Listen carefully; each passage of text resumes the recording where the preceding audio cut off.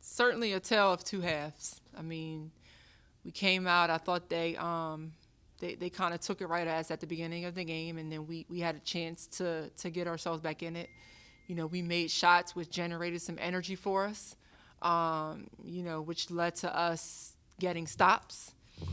And then we come out of halftime, and they made shot after shot after shot, and we didn't take that opportunity to kind of dig in and really commit to getting stops. And then again, it affected our offense, and we didn't make shots, and they came down and they hit three after three after three, and it's deflating. But I told them, I said, despite that, you can't continue to be who you are. You can't not be who you are. You can't not play hard. You can't not make extra effort plays. And I thought at times we didn't make the same plays that we did in the first half when we went on a little bit of a run to get ourselves back in the game.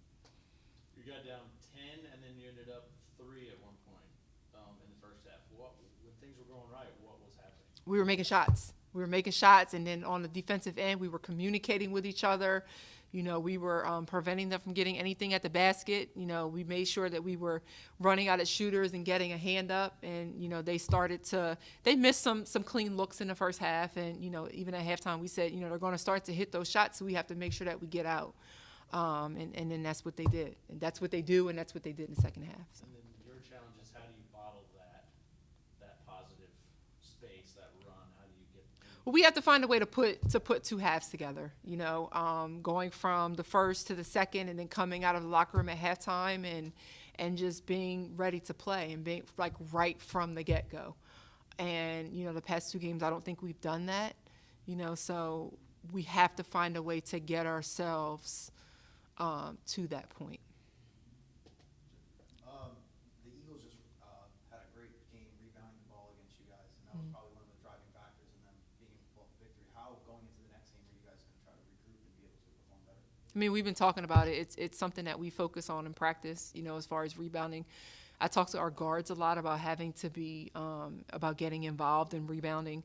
And at times I thought, from the perimeter, we just kind of stood and watched, and their guards ran around and got them offensive rebounds and multiple opportunities in order to score. And again, it's deflating when you give up an offensive rebound, because now you have to defend them for another 30 seconds. Or, you give up an offensive rebound and it leads to an easy bucket for them.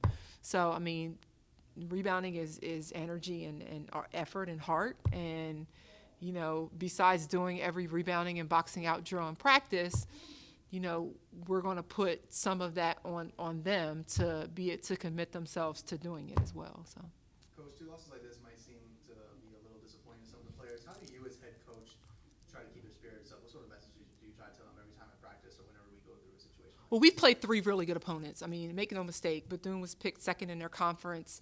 Miami was picked in the top half of their conference. The ACC is obviously a very good conference. And then you have Florida Gulf Coast. They were picked to win their conference.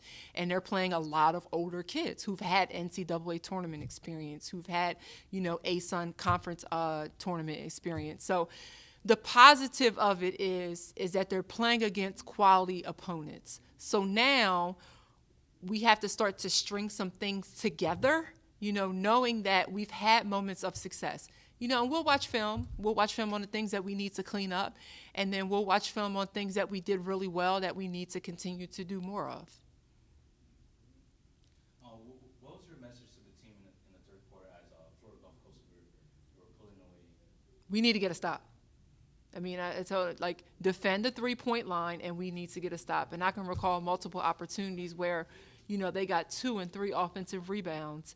And again, that can't happen, because when you're trying to prevent people from scoring so that you can then go down and take advantage of that opportunity, you don't have a chance to do that if you can't rebound the ball, if you're not getting out to shooters and they're getting clean looks from 3.